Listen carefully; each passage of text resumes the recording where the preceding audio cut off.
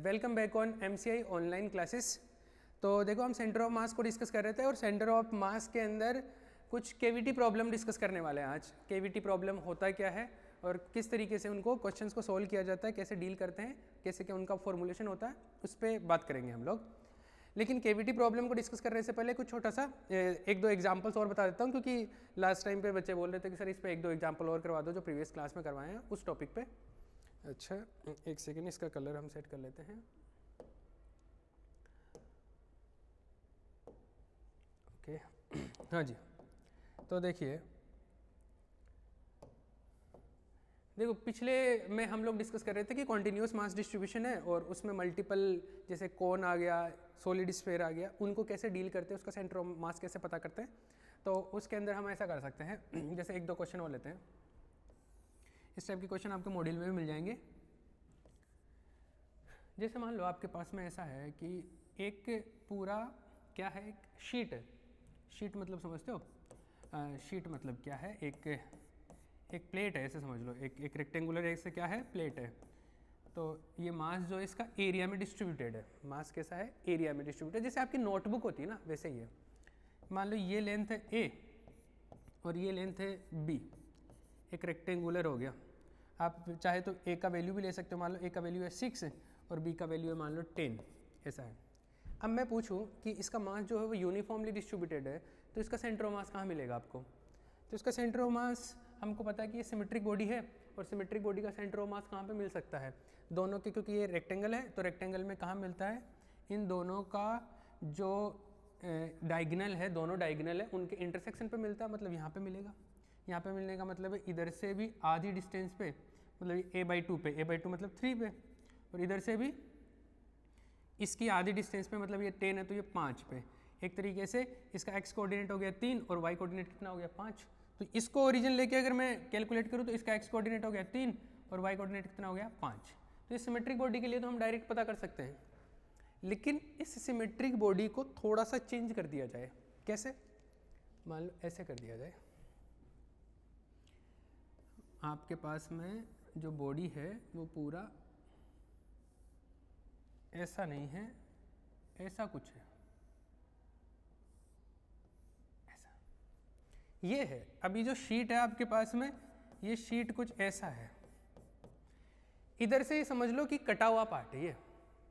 अब इसका centre of mass मुझे पता करना है, तो इसका सेंटर ऑफ मास कैसे पता करें।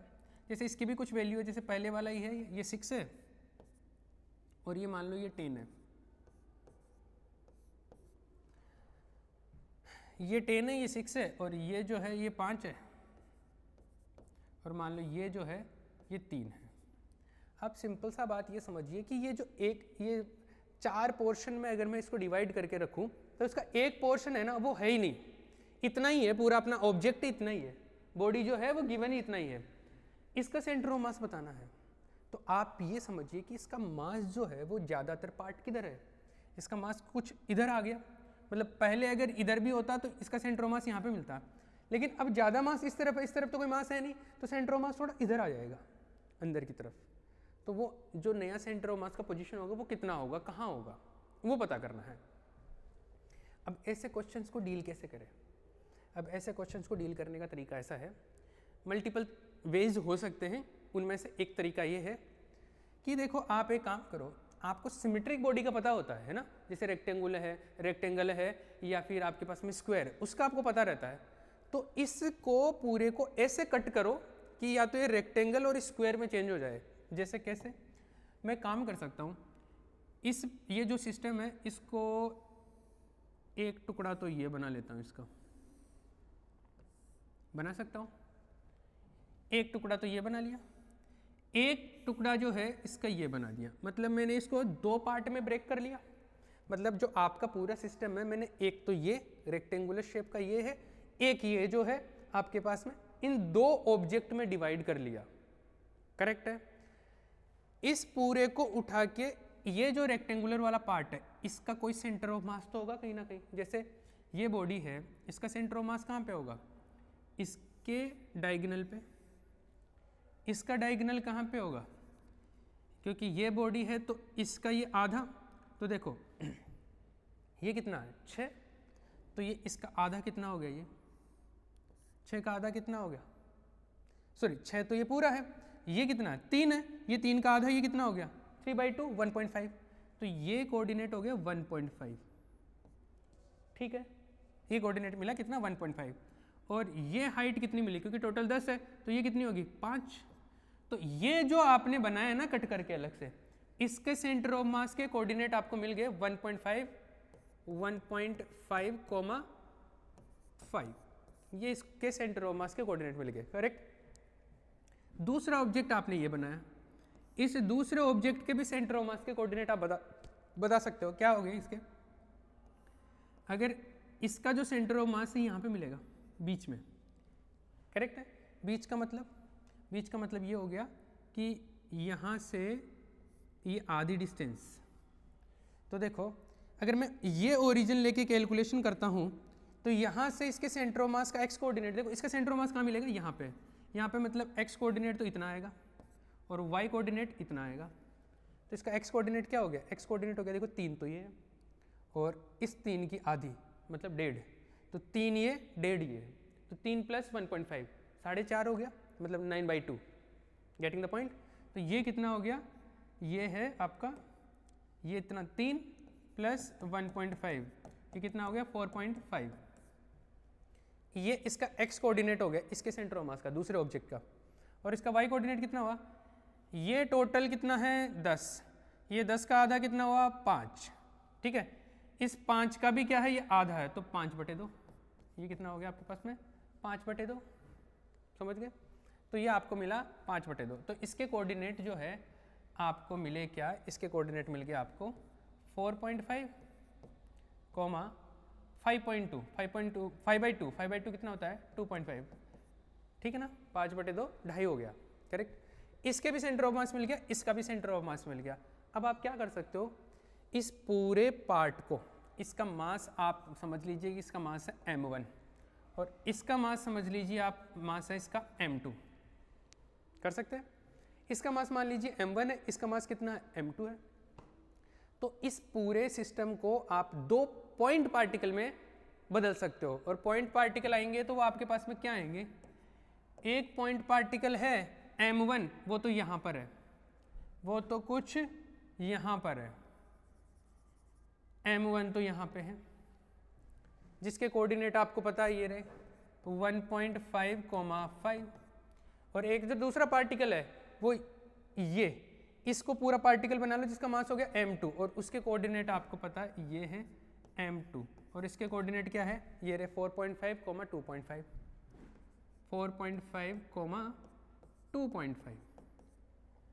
अब दो पार्टिकल्स है, दोनों का मास है m1, m2 और दोनों के कोऑर्डिनेट पता है, तो क्या अब मैंने पूरा ये जो आपके पास में कॉन्टिन्यूस मास डिस्ट्रीब्यूशन का बॉडी था उसको मैंने 2 पार्टिकल्स में डिवाइड कर लिया, दोनों के कोऑर्डिनेट पता है, तो क्या मैं इसका सेंटर ऑफ मास पता कर सकता हूँ, इसका सेंटर ऑफ मास पता कर सकते हैं, क्योंकि अब ये 2 पार्टिकल सिस्टम हो गया, तो आप इसका सेंटर ऑफ मास ऐसे पता कर सकते हो कि x कोऑर्डिनेट अलग पता कर लो, y कोऑर्डिनेट अलग पता कर लो। कैसे, ऐसे मान लो कि इसका x कोऑर्डिनेट है x सेंटर ऑफ मास, तो ये मिलेगा आपको m1 x1 plus m2 x2 upon m1 plus m2, ठीक है। अब जैसे मैं एक को इसको m1 बोल दिया, इसको m2 बोल लिया, x1 x2 आपको पता है, इसका x1 ये है, इसका x2 ये है, तो आप यहाँ से ये पता कर सकते हो, लेकिन आपको m1 m2 नहीं पता ना। प्रॉब्लम क्या है आपके पास में कि आपको m1 m2 नहीं पता, दिया हुआ नहीं है ना, सिंपल, तो आपके पास में दिया हुआ नहीं है, तो आप क्या करें। यही चीज़ मैंने लास्ट में भी बताया था कि रोम में या सिग्मा के अंदर ये मास आता है, कैसे समझना। आपको पता है कि ये जो मास डिस्ट्रीब्यूशन है वो किस में है, एरिया में है या वॉल्यूम में, क्योंकि ये शीट है, शीट एरिया में होता है, तो एरिया में मास डिस्ट्रीब्यूशन है, एरिया में मास डिस्ट्रीब्यूशन है, तो आप इसका मास जो है, एरिया जो मास डेंसिटी होता है जिसको सरफेस मास डेंसिटी बोलते हैं, सिग्मा, तो सिग्मा के टर्म में पता कर सकते हो इसका मास, और इसका भी मास सिग्मा के टर्म में पता कर सकते हो। कैसे, देखो आपको पता है कि सिग्मा इक्वल टू जो होता है, सिग्मा इक्वल टू जो होता है वो मास अपॉन एरिया होता है, तो मास जो आएगा आपके पास में क्या आएगा, सिग्मा इंटू एरिया। अगर मैं m1 की बात करूं तो m1 का ये आएगा, m2 का क्या आएगा, सिग्मा 2 A2, करेक्ट है, इसमें तो कोई प्रॉब्लम ही नहीं है। अब देखो अभी मैंने ये जो दिया है, मैंने ये बोला कि ये पूरा जो स्क्वायर शीट है पहले मान लो कि सेम डेंसिटी का था। अगर डेंसिटी अलग अलग दे दे तो सिग्मा 1 और सिग्मा 2 की वैल्यू अलग अलग हो जाएगी। अभी मैंने अलग अलग कुछ दिया नहीं है, तो ये मान लो कि सेम ही है। अगर सेम है, इक्वल है, तो ये भी सिग्मा है मान लो, और ये भी क्या है, सिग्मा है। तो m1 m2 की वैल्यू पुट करो, x1 x2 की वैल्यू पुट करो और आप कैलकुलेट कर लो। तो आप इसको थोड़ा सा कैसे कर सकते हो कैलकुलेट, देखो मान लो XCOM अगर आपको पता करना है तो मैं m1 का वैल्यू ये पुट करूँ सिग्मा 1 A1, तो अब सिग्मा 1 की जगह सिग्मा पुट कर लूँ, क्योंकि मैं इक्वल मैं ये समझ के चल रहा हूँ कि ये सेम मटेरियल का बना हुआ है। तो ये है आपके पास में सिग्मा A1 और x1, m1 का वैल्यू पुट कर दिया, सिग्मा A1 और x1 आ गया, फिर क्या आ गया सिग्मा A2 और यहाँ पे क्या आ गया x2 upon sigma A1 plus sigma A2, ये आ गया आपके पास में। एक सेकंड, तो आपके पास में क्या मिला, देखो सिग्मा यहाँ से कॉमन आएगा और यहाँ से भी कॉमन आएगा तो कैंसिल आउट हो जाएगा, सिग्मा कैंसिल आउट हो जाएगा, तो ये बचा A1 x1 plus A2 x2 upon A1 plus A2, ये आ गया आपके पास। मैंने लास्ट क्लास के अंदर ऐसे फॉर्मूले भी बताए थे कि अगर सिग्मा सेम आ जाता तो डायरेक्ट आप एरिया वाइज ही बात कर सकते हो, आपको मास में जाने की ज़रूरत ही नहीं है, आप डायरेक्ट एरिया में बात कर सकते हो कि m1 की जगह A1 पुट कर लो और m2 की जगह पे आप A2 पुट कर लो। ऐसे फॉर्मूले बताए थे मैंने लास्ट क्लास में।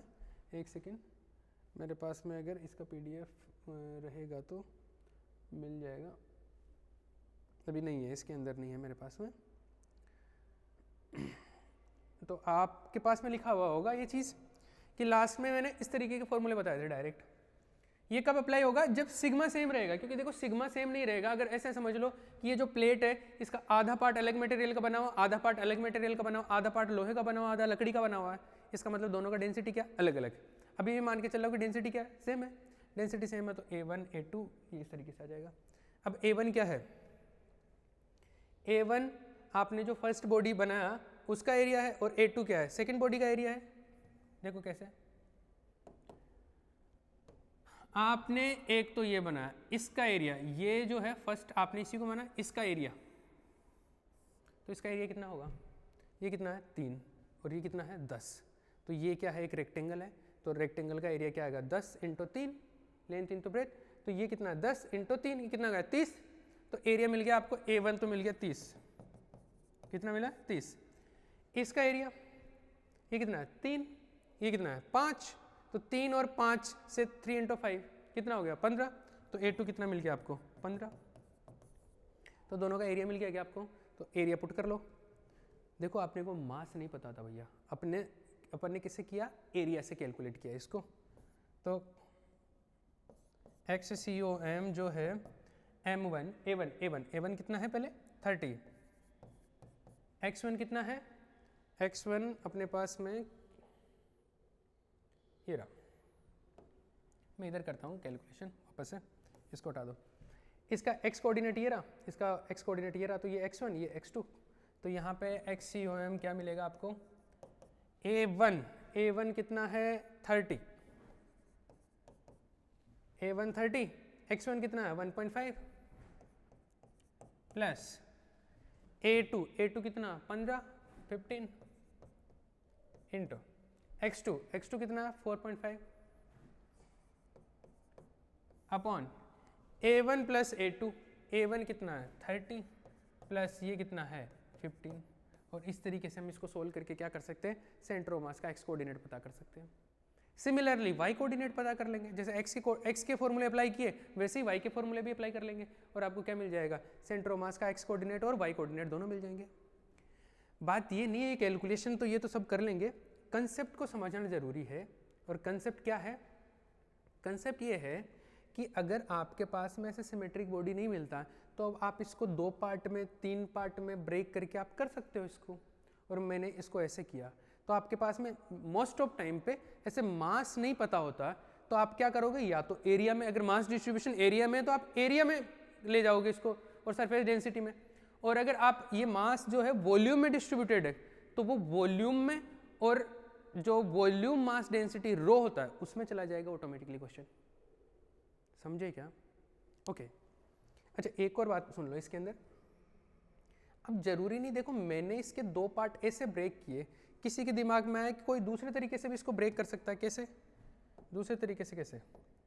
ऐसे देखो, मान लो कि किसी के दिमाग में यह आए कि मैं क्या करना चाह रहा हूँ, मैं ऐसे करना चाहता हूँ कि मैं ये और ये वाले पार्ट में ब्रेक नहीं करना चाहता, मैं ऐसे चाहता हूँ कि मैं इसको अलग पार्ट समझ लूँ, एक पार्ट तो ये बना लूँ और एक पार्ट ये बना लूँ। क्या तब भी आंसर सेम आएगा क्या? बिल्कुल सेम आएगा। आप एक पार्ट ये ले लो, इसका सेंटर ऑफ मास कुछ यहाँ पे मिल जाएगा, एक पार्ट ये ले लो, इसका सेंटर ऑफ मास कुछ यहाँ पे मिल जाएगा, और अगेन इस प्रोसेस से आप कर सकते हो।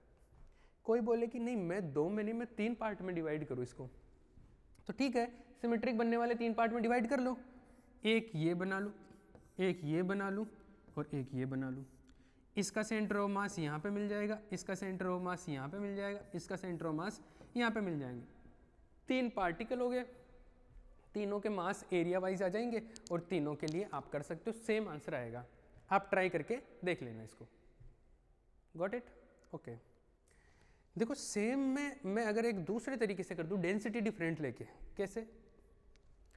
ऐसे करते हैं, सुनना ध्यान से। थोड़ा सा अलग वैरायटी का सवाल बनाते हैं।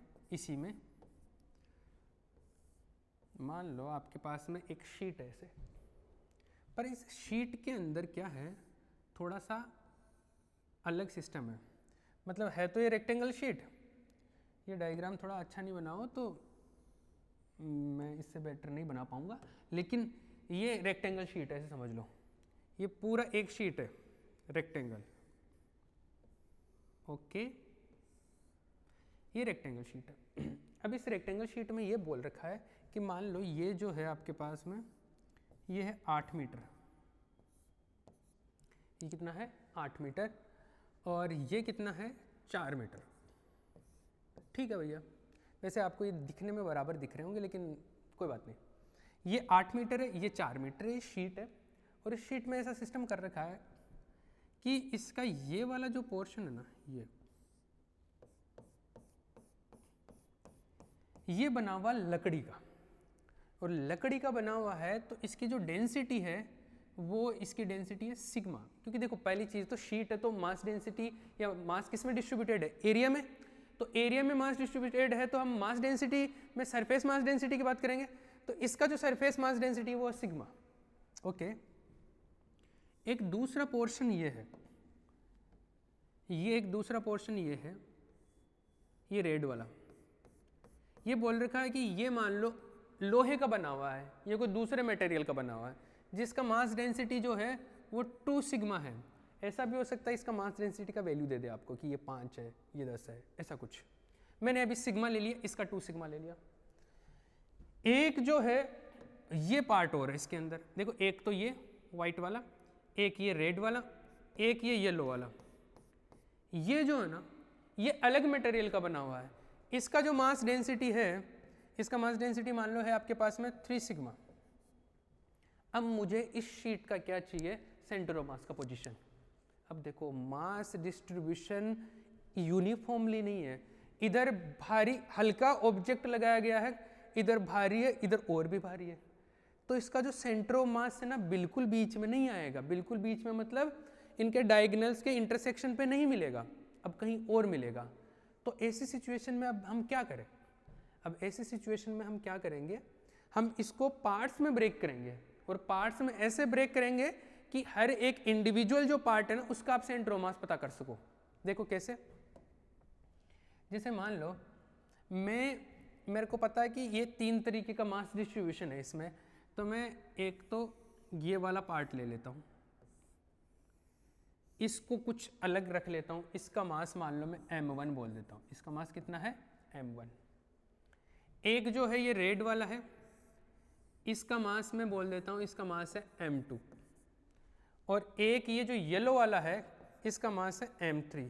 मतलब मैं इसको 3 पार्ट में ब्रेक कर रहा हूँ एक तरीके से देखा जाए तो।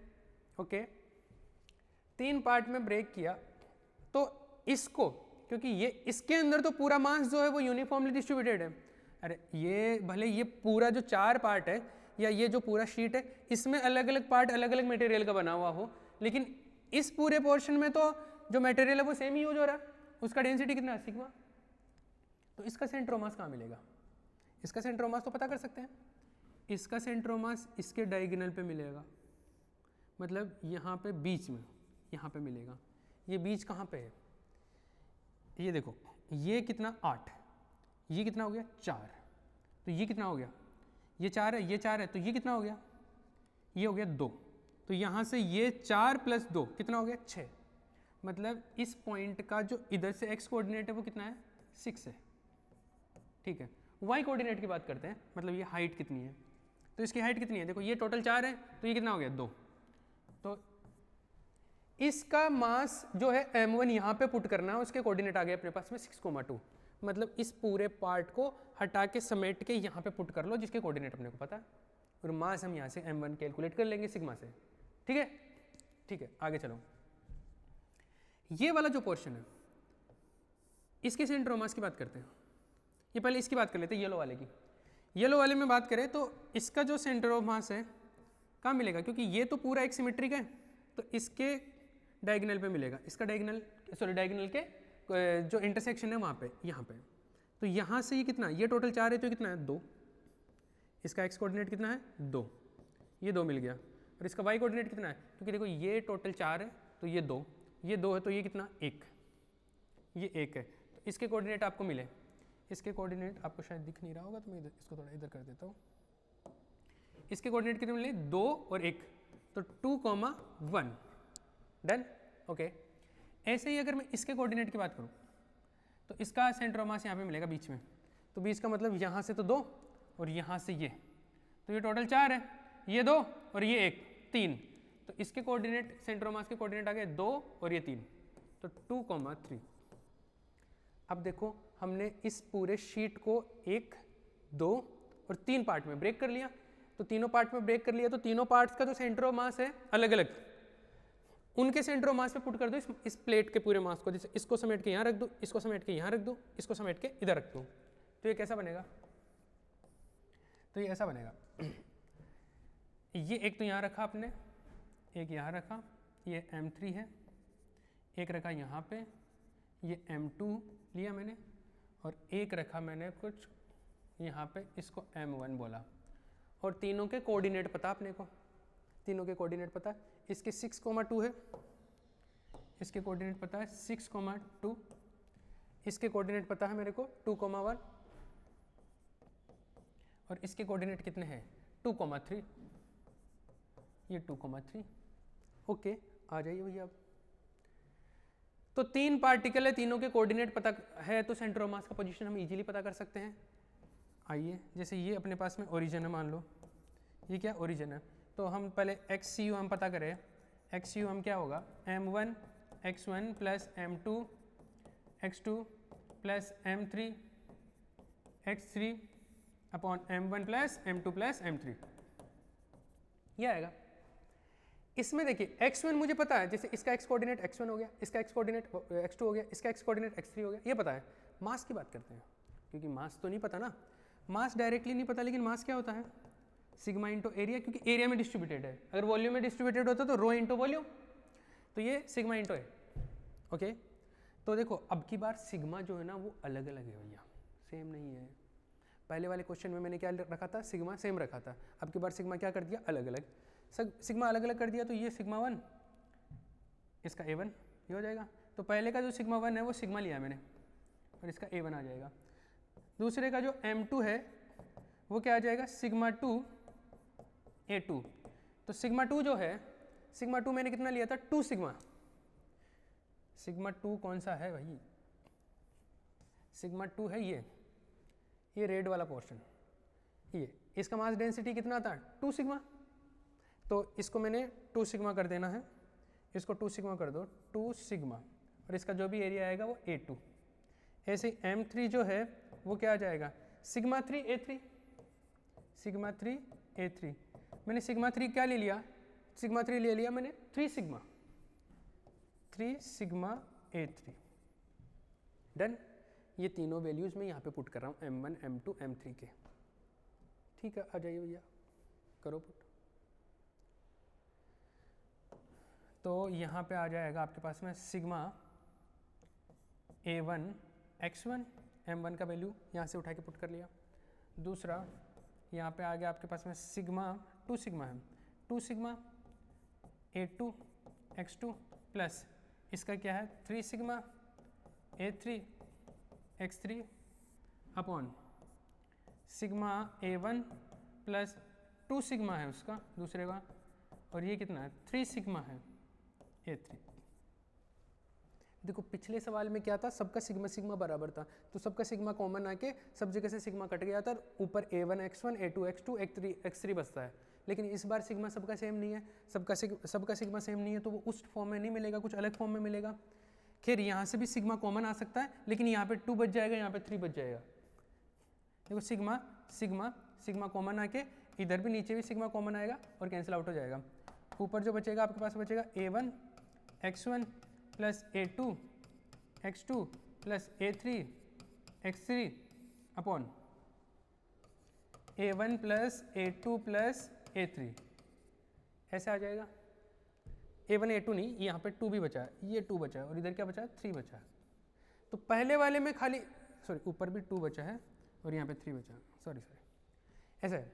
पहले वाले में क्या था, यहाँ पर आपके पास में 2 नहीं था 3 नहीं था, या क्योंकि वहाँ पे क्या था सबका सिग्मा सेम था, तो सबका सिग्मा सेम था तो सब जगह से कैंसिल आउट हो गया था। अब की बार सिग्मा सेम नहीं है तो ये एक्स्ट्रा टर्म आए हैं कुछ ना कुछ, जैसे भी सिग्मा रहेगा उसके हिसाब से। तो ये मिला अपने को। अब A1 A2 A3 के वैल्यू पुट कर दो, A1 A2 A3 के वैल्यू पुट कर सकते हैं। A1 क्या है, देखो A1 A2 A3 भी है, x1 x2 x3 भी है, मैं बता देता हूँ, इसको 16 आप कर लेना। A1 क्या है, A1 है इसका मास, ये पहला पार्ट लिया ना, मास नहीं इसका एरिया, A1 है इसका एरिया, तो ये कितना है 4, टोटल 8 है ना, ये कितना है 4 और ये कितना है 4, तो इसका 4 × 4 16 हो गया, तो इसका एरिया तो हो गया 16। ठीक है, A1 तो मिल गया 16, A1 कितना है 16। ऐसे ही इसका अगर एरिया की बात करना है इसका, तो देखो ये टोटल कितना है 8, ये कितना है 4, ये भी 4 और ये 2, 4 दूना 8, तो इसका एरिया है 8। A2 कितना मिल गया मेरे को 8। इसी तरीके से इसकी भी बात करें तो ये भी, ये 4 है और ये 2 है, तो ये भी कितना हो गया 8। तो तीनों के एरिया मिल गए अपने को।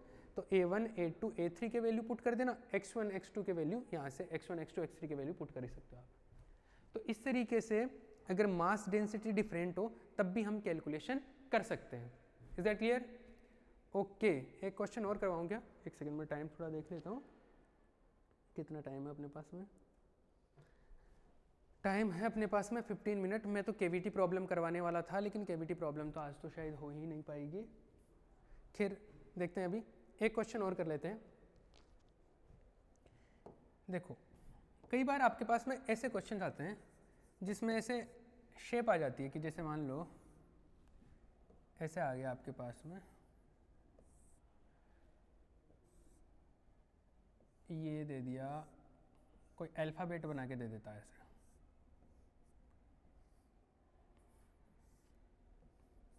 ऐसा। ये ई लेटर है इंग्लिश का, इस लेटर का सेंट्रोमास बताना है। मतलब लेटर का मतलब क्या हुआ आप ये समझिए, ये पूरा एक शीट ही तो है, लेकिन शीट जो है ना इसे रेक्टेंगुलर या स्क्वायर में नहीं है, ऐसे कटिंग कर रखी है मैंने। मतलब ये जो पूरा है ये कुछ ऐसा है कि ये पूरी शीट है ऐसे, ये ऐसे कट किया हुआ, जैसे आपने एक पेपर लिया, कागज़ लिया और उसको ऐसे ऐसे कट कर लिया। अब जो मास डिस्ट्रीब्यूशन है वो ऐसे इस तरीके से है। मुझे सेंटर ऑफ मास चाहिए इसके रिस्पेक्ट में, मान लो ये ओरिजिन है, मुझे सेंटर ऑफ मास बताना है इसका। ठीक है, तो क्या सेंटर ऑफ मास हम बता सकते हैं क्या? देखो कैसे कैलकुलेट करें।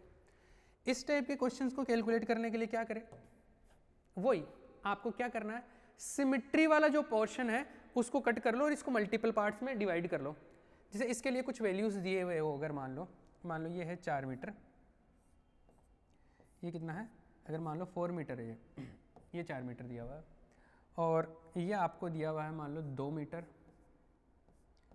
ये वाला मान लो आपके पास में 1 मीटर, ठीक है, ये भी 1, ये 1, ये 2, ठीक है, ये कुछ है ऐसा।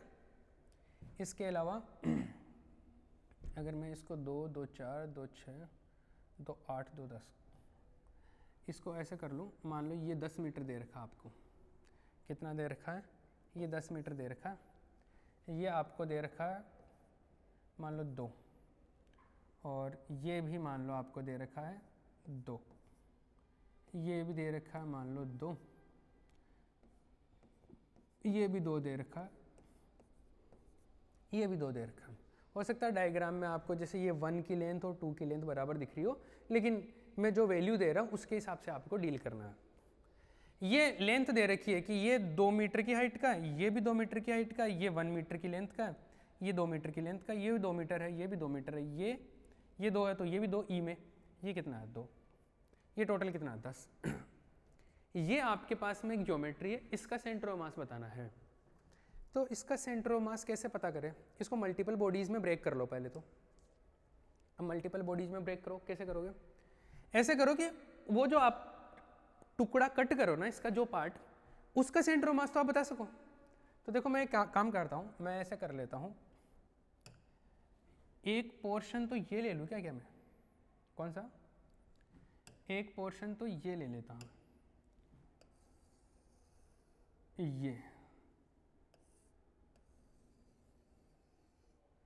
ये वाला जो पोर्शन है ना, ये कट कर लूँ मैं।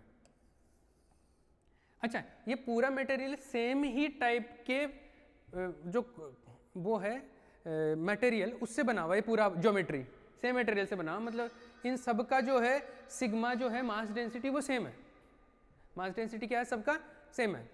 तो एक पार्ट तो ये है आपके पास में, एक पार्ट तो मैंने ये कट कर लिया, ठीक है, ये वाला इतना बड़ा पोर्शन, एक पार्ट ये कट कर लूँ मैं, एक पार्ट ये कट कर लूँ मैं, एक पार्ट ये कट कर लूँ मैं। अब देखो पूरी ज्योमेट्री को 1, 2, 3 और 4 पार्ट पर कट कर लिया। जरूरी नहीं कि मैंने जैसे किया आप भी वैसे करो, कोई ऐसा भी हो सकता है, कोई ऐसे कर ले, इस पूरे पोर्शन को एक पार्ट में कट कर ले, इसको एक में कर ले, इसको एक में कर ले, इसको एक में कर ले। कोई ऐसा भी कर सकता है, इस पार्ट को एक में कर ले, इस पार्ट को एक में कर ले, इसको एक में कर ले, और ये बचा हुआ यहाँ से यहाँ तक का अलग कर ले। तो अलग अलग तरीके से मल्टीपल वेज में किया जा सकता है। आपको इसको ब्रेक करना है, लेकिन टुकड़े ऐसे बनाने कि हर एक जो पार्ट है, हर एक जो टुकड़ा है, उसका सेंटर ऑफ मास आप बता सके। Is that clear? तो कैसे, तो ये जो है बड़ा वाला पोर्शन, इसका सेंटर ऑफ मास, जैसे एक तो मैंने ये ले लिया, इसको 1 बोल देता हूँ, फर्स्ट बॉडी, ये जो है ये सेकेंड बॉडी, ये जो है दिस इज थर्ड पार्ट, और ये जो बना ये है फोर्थ पार्ट। मतलब मैंने इसको कितने पार्ट में ब्रेक किया, 4 पार्ट में। 4 पार्ट में ब्रेक किया, सबके मैं सेंटर ऑफ मास अलग अलग इंडिविजुअली पता करूंगा, सबके मास पता करूंगा। तो अगर मैं कैलकुलेट करूंगा 4 पार्ट का, तो कैसे पता करूंगा, m1 x1 plus m2 x2 plus m3 x3 plus m4 x4 upon, बेटा इसको बंद कर दो, m1 plus m2 plus m3 plus m4, correct. तो 4 को हम लोग इस तरीके से लिख सकते हैं। अब सबका मास चाहिए मेरे को, तो देखो मास तो अपने पास में, क्योंकि एरिया में डिस्ट्रीब्यूटेड है, तो क्या आएगा, सिग्मा इंटू ए, करेक्ट है। लेकिन सबका सिग्मा क्या है, बराबर है। तो अगर मैं सबके सिग्मा की बात करूंगा, तो सब में सिग्मा तो सिग्मा आएगा, सिग्मा 1, सिग्मा 2, सिग्मा 3, सिग्मा 4, सब में क्या है, सेम है, क्योंकि सेम ही मटेरियल का बना हुआ है। तो ये m1 ये सिग्मा, ये a1, इसी तरीके से m2 क्या आएगा, सिग्मा a2, m3 क्या आएगा, सिग्मा a3, m4 क्या आएगा, सिग्मा a4। इस तरीके से मैं सबके वैल्यूज यहाँ पे पुट कर लूँगा, तो आपको पता वो एरिया में आ जाएगा, क्योंकि सिग्मा अगर सबके सेम रहते हैं तो ये फाइनल फॉर्मूला किस में मिल जाता है, एरिया में। तो एरिया में कैसा मिलेगा, ये x सेंटर ऑफ मास कैसे मिल जाएगा, ये देखो सबका सिग्मा कॉमन है, सेम ही है, तो ये फाइनली ऐसे मिल जाता है a1 x1 plus a2 x2 plus a3 x3 plus a4 x4 upon a1 plus a2 plus a3 plus a4। अब आपके पास में टास्क क्या है, सबके x कोऑर्डिनेट पता करना, ठीक है। सारे बॉडीज जो है ना, उनके इंडिविजुअल सेंटर ऑफ मास के x कोऑर्डिनेट पता करना और उनके एरिया पता करना। तो ये तो हमको आता है, मैं एक बता देता हूँ, फिर आप कर लेना कैसे। देखो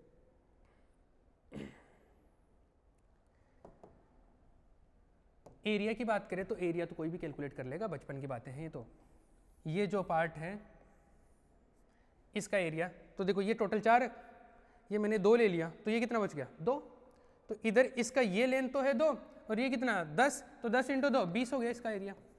तो A1 आ गया आपके पास में 20। इसके एरिया की बात करूं तो देखो ये 2 है, तो ये भी कितना है 2, ये 2 2 2 4 हो गया इसका। अरे ये 2 ये 2, तो 2 × 2 कितना हो गया 4, तो इसका एरिया आ गया 4। इसका एरिया कितना आया 20, इसका एरिया कितना आया 4। इसका देखो हाइट है 2, विड्थ है 1, तो 2 × 1 1, इसका हो गया 2। ठीक है, इसका देखो इसका 4 है तो इसका भी 4 ही है। एरिया तो आ गया क्या, अरे एरिया आ गया। अब क्या है, इन सब के इंडिविजुअल जो पार्ट है ना, इनके सेंटर ऑफ मास पता चल जाए तो उनके कोऑर्डिनेट भी पता चल जाएंगे। तो इन सब के सेंटर ऑफ मास देखो, इसका सेंटर ऑफ मास कहाँ मिलेगा, इसका सेंटर ऑफ मास मिलेगा यहाँ पे बीच में। बीच मतलब यहाँ से भी आधे पे और यहाँ से भी आधे पे। यहाँ से आधा कितना हो गया, ये टोटल 4 है, ये 2 है, तो ये कितना हो गया 1। तो x कोऑर्डिनेट तो कितना हो गया 1, और y कोऑर्डिनेट इसकी हाफ, ये टोटल कितना है 10, तो ये कितना हो गया 5, तो ये है 5, तो 1,5 इसके कोऑर्डिनेट मिल गए अपने को। ऐसे ही आपको सिमिलरली इसके भी कोऑर्डिनेट पता करने हैं, इसके कोऑर्डिनेट पता करने हैं और इसके कोऑर्डिनेट पता करने हैं। तो इंडिविजुअल जो पार्ट है इसके कोऑर्डिनेट, जैसे मान लो कि आपको इसके कोऑर्डिनेट पता करने हैं, तो इसके कोऑर्डिनेट क्या होंगे, या इस पॉइंट पे, ये पॉइंट के कोऑर्डिनेट क्या है, यहाँ से ये टोटल 4 है, ये 2 है तो ये 1, तो यहाँ से ये कितना हो गया 3, और ये हाइट कितनी है, देखो ये टोटल 2 है तो ये 1, तो इसका हो गया 3,1। ऐसे क्या आप सबके कोऑर्डिनेट पता कर सकते हो क्या, तो सबके आप कोऑर्डिनेट पता कर लेना, और एरिया मैंने कैलकुलेट करके बता दिया। तो आपको बस क्या करना है, ये यहाँ पे पुट करना है, इस तरीके से आप कर लो।